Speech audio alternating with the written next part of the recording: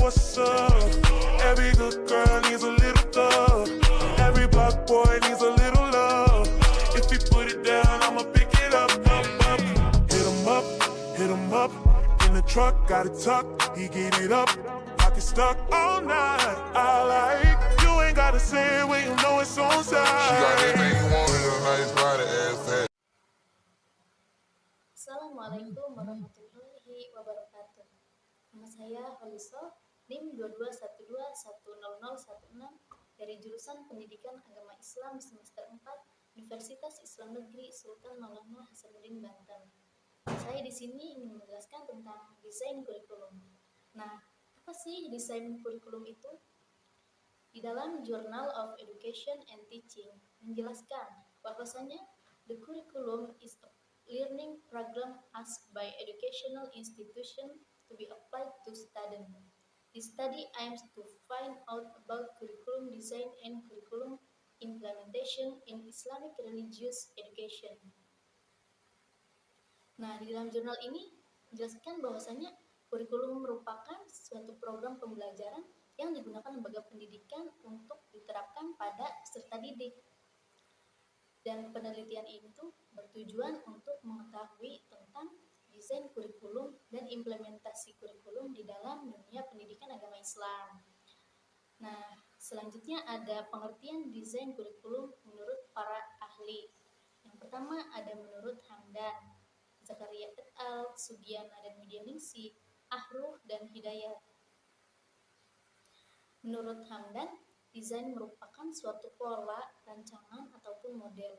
Sehingga desain kurikulum dapat diartikan sebagai suatu pola, pattern, kerangka atau framework, ataupun suatu organisasi struktural yang digunakan dalam menyeleksi, merencanakan, dan menunjukkan pengalaman-pengalaman pendidikan di sekolah. Desain kurikulum ini tuh bersifat menyeluruh karena didasarkan atas prinsip-prinsip tertentu. Itu menurut Zakaria et al. Dan desain kurikulum atau rencana pendidikan itu dapat menjadi dasar melalui pemahaman dan latihan langsung agar si siswa nih dapat mengambil contoh tanpa batas. Jadi nanti terbentuk dua jalan, yaitu jalan instruktif atau jalan ke atas, hubungan dengan Tuhan kalau jalan ke atas, dan jalan datar, yaitu hubungan dengan manusia. Itu menurut Zakaria. Kan selama beberapa tahun kurikulum development ini adalah istilah yang paling umum yang digunakan untuk desain kurikulum ini gitu. Akhirnya menurut Sugiana, kegiatan rancangan kurikulum tersebut lebih sering disebut istilah desain kurikulum karena desain itu mengandung arti keputusan dan kepastian yang besar tentang konsep desain yang telah dipahami oleh orang dari berbagai bidang studi.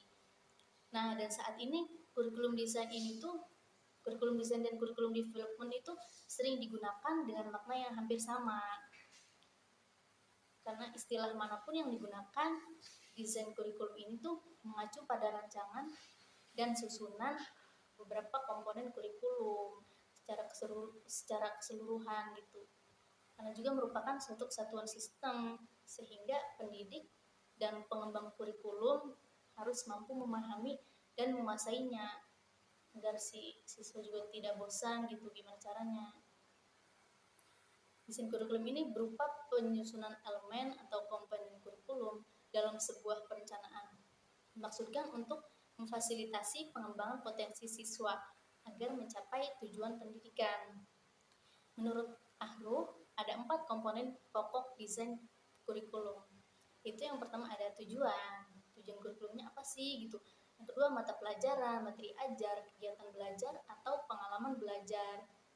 Nah, yang ketiga organisasi atau susunan mata pelajaran, materi apa sih yang akan diajar gitu, dan kegiatan belajarnya seperti apa agar tidak membosankan. Yang keempat tuh ada evaluasi. Kemudian menurut Hidayat, bagian keempat tersebut saling bersinergi, artinya satu bagian dengan rencana yang saling terkait dengan bagian yang berbeda agar asumsi satu bagian berubah, 3 bagian lainnya tuh nggak berubah gitu, nggak mempengaruhi.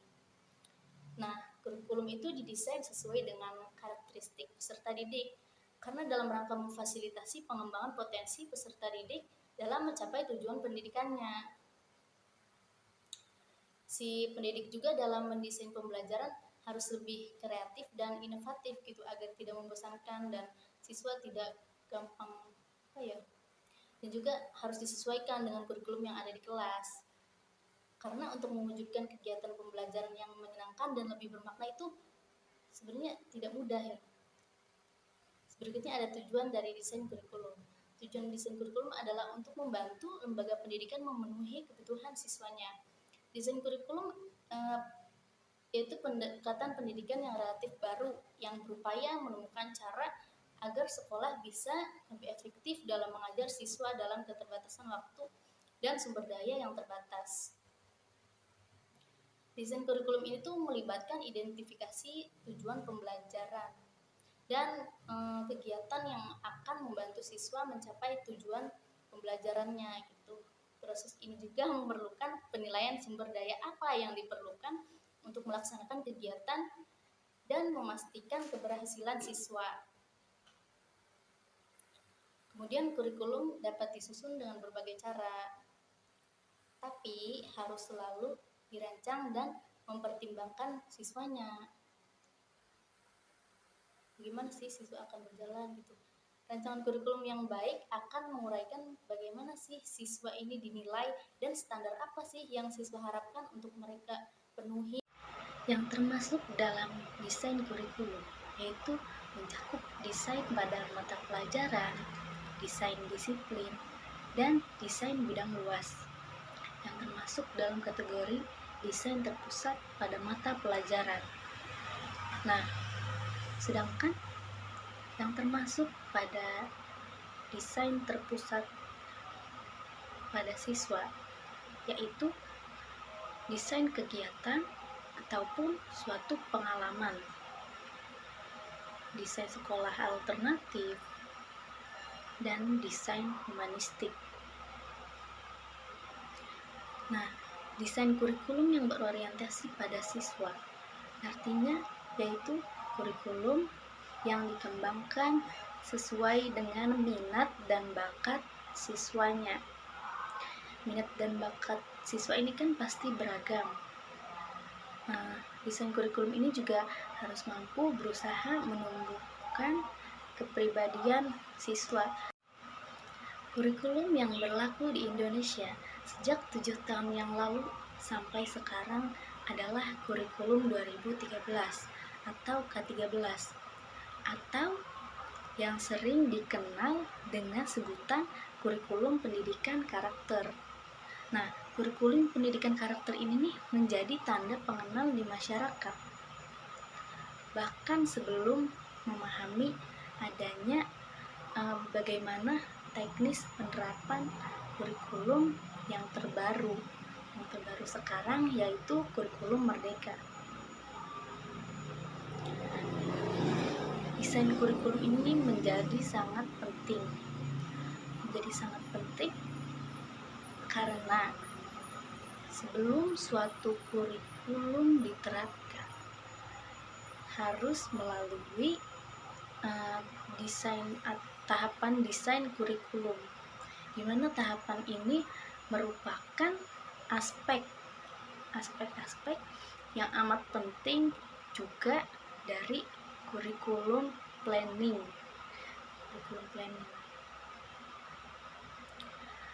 Karena secara umum dalam mendesain kurikulum itu harus mempertimbangkan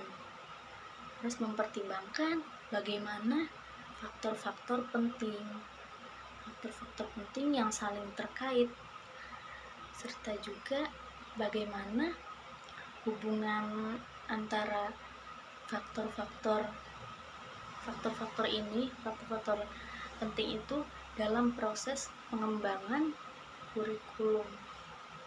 Jadi desain kurikulum sangat berkaitan dengan pengembangan kurikulum yang nantinya juga merupakan suatu metode yang akan menyeleksi organisasi dan menentukan kedudukan dan fungsi guru. Kurikulum ini akan menentukan fungsi guru, peserta didik, dan elemen-elemen lain yang terlibat dalam kurikulum. Kemudian tujuan suatu desain menurut Charles Reigeluth. Menurut Charles, tujuan pendidikan ialah tujuan desain adalah perencanaan tentang cara yang optimal dan cara yang tepat untuk mencapai suatu tujuan kurikulum yang diinginkan. Dalam artian global, desain kurikulum dapat dikatakan sebagai beberapa dari hasil pemikiran para ahli. Hasil pemikiran ahli ini tentunya yang mendalam dan tentang hakikat pendidikan dan pembelajaran. Dan juga ada menurut Fred Percival dan Henry Ellington. Menurut Fred Percival dan Henry Ellington, desain kurikulum ini nih adalah suatu pola pengembangan dari proses perencanaan, kemudian divalidasi, lalu diimplementasikan, dan diakhiri dengan evaluasi kurikulum.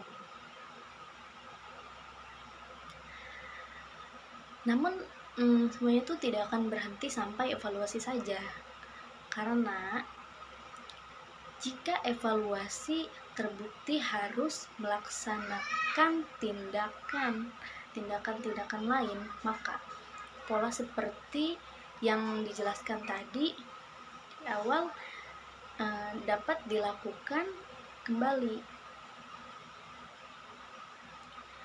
Nah, selanjutnya menurut Smith dan Ragan. Menurut Smith dan Ragan ini, pengertian desain lebih rinci, yaitu suatu proses yang sistematik yang disertakan dengan reflektif dalam mengartikan prinsip belajar mengajar ke dalam sebuah rancangan pembelajaran. Rancangan pembelajaran yaitu desain kurikulum yang mencakup materi instruksional dalam kegiatan belajar mengajar dengan sumber-sumber belajar yang relevan tentunya, dan juga terpercaya, dan juga diakhiri dengan evaluasi seperti tadi. Nah, di sini berdasarkan beberapa definisi desain tersebut, tepat jika desain kurikulum dikatakan sebagai suatu bagian-bagian penting dalam pendidikan, sebab desain kurikulum ini merupakan suatu proses perencanaan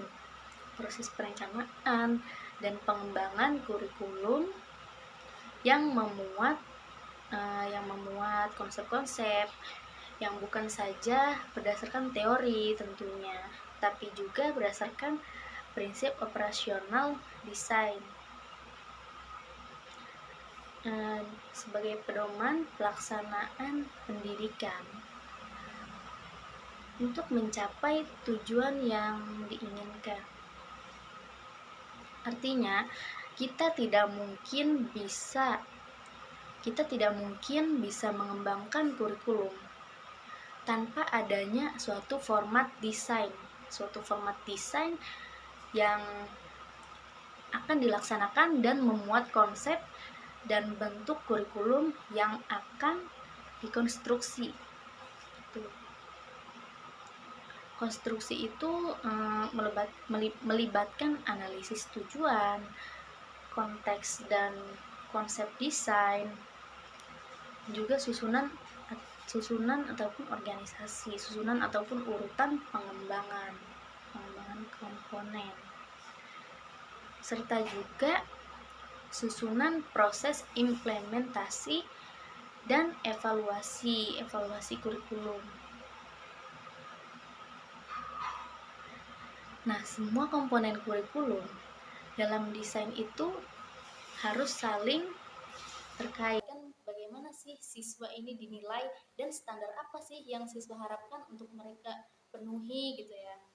Hal ini karena akan memberi kerangka bagaimana konten disampaikan kepada siswa dan bagaimana konten tersebut dievaluasi gitu. Karena kan tujuan desain kurikulum itu untuk menciptakan pengalaman pendidikan yang memiliki alur dan struktur, atau salah satu aspek terpenting dalam merancang kurikulum itu yaitu mengembangkan cara bagaimana siswa untuk menerima umpan balik tentang kinerja mereka. Cara terbaik untuk melakukan hal ini yaitu dengan menggunakan sistem yang memungkinkan guru, administrator melihat seberapa baik sih kinerja siswa dalam tugas yang telah diberikan gitu. Seperti tes standar, kegiatan tugas kelas, atau bahkan permainan di dalam kelas. Ini membantu siswa belajar untuk lebih efektif. Sekian dari saya. Wassalamualaikum warahmatullahi wabarakatuh.